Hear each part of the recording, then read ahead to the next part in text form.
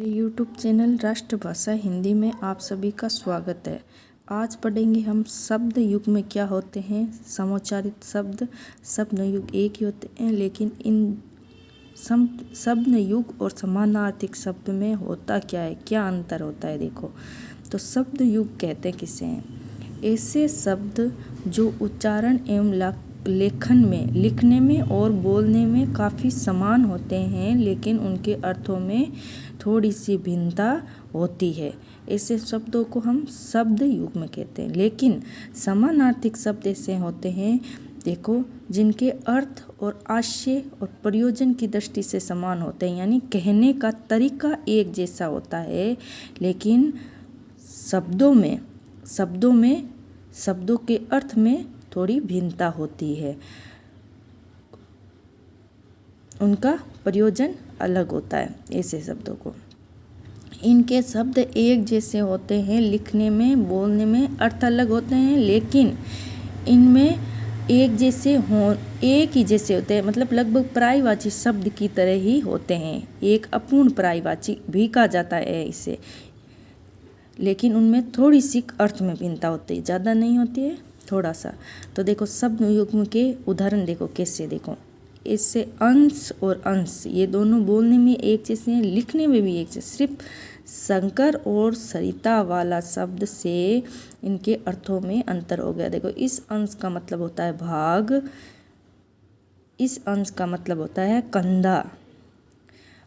दूसरा देखो, अगम आगम, सिर्फ आ की मात्रा का ही फर्क है इन दोनों में। इसमें अगम है, इसमें आगम, लेकिन इस अगम का मतलब होता है दुर्लभ और इस आगम का मतलब होता है शास्त्र। और तीसरा देखो, एयस, इसमें से ये है, इसमें से ये है, शंकर वाला सरिता वाला। तो इस अयस का मतलब होता है अपकीर्ति और इस अयस का मतलब होता है लोहा। चौथा देखो, अंगना, इसमें चंद्र बिंदु लगाया हुआ है, इसमें सिर्फ बिंदु लगाया हुआ है। चंद्र बिंदु वाले अंगना में का मतलब होता है आंगन, और सिर्फ बिंदु लगाया हुआ है अंगना, जिसका मतलब होता है स्त्री। अगला देखो, अली, इसमें बड़ी ई की मात्रा है, इसमें छोटी ई की मात्रा है। तो बड़ी ई की मात्रा लगती है तो उसका अर्थ हो जाता है सखी, सहेली, यानी फ्रेंड।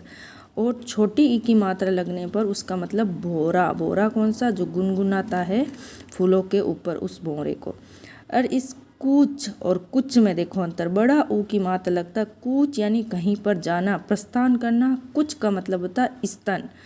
अगला देखो, समानार्थक शब्द पर्यायवाची के समान होते हैं। इनमें थोड़ा बोलते तो एक ही जैसे हैं, लगभग अर्थों में थोड़ी भिन्नता होती है। तो इसका उदाहरण हम देखते हैं। देखो, आधि और व्याधि।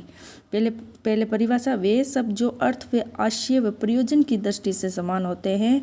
इन शब्दों में अर्थ में इतनी सूक्ष्म भिन्नता होती है कि वे अलग अलग संदर्भों में प्रयोग किया जाता है। इन शब्दों को अपूर्ण पर्याय भी कहा जाता है। तो देखो, आधि और व्याधि।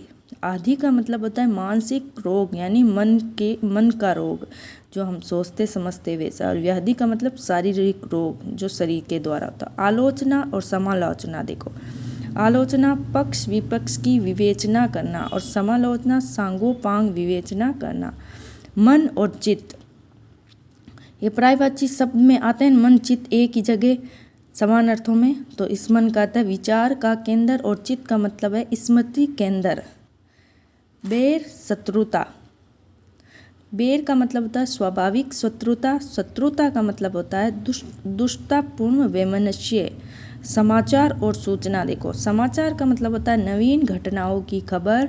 सूचना का मतलब होता है जानकारी। शीतल और ठंडा। देखो, एक ही जैसे शब्द है, अंतर देखो। शीतल का मतलब आंतरिक संतोष, ठंडा का मतलब बाह्य शीतलता, जो बाह्य ठंड मिलती है। तो शब्द युग और समानार्थक शब्द में क्या अंतर होते हैं, ये आपको पता चल गया होगा। Thank you for watching.